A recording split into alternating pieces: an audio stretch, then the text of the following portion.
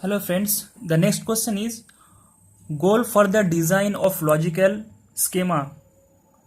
So they have given four options: avoiding data inconsistency, being able to construct query easily, being able to access data efficiently, and D, all of the above. So the solution of this question is all of the above. We design the logical schema to avoid data inconsistency. Data inconsistency means like for one tuple we don't need to duplicate data which contradict to each other.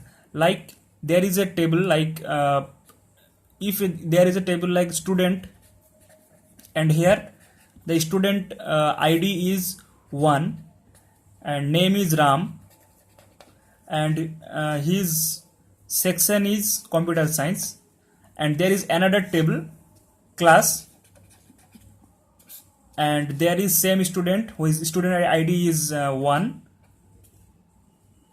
and name is Ram, but his section is different. His section is different, like here it is written ECE.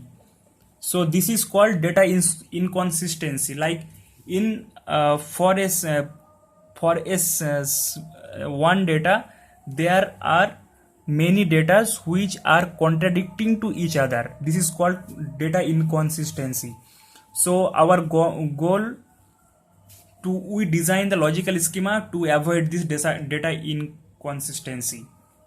And the second option is being able to construct query easily. Yes, we design the logical schema that we can find anything very easily, we can update anything very easily.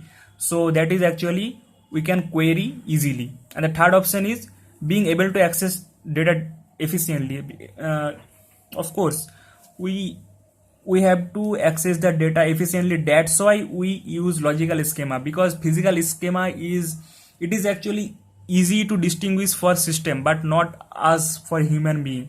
That's why we use logical schema, that we can able to access the data efficiently.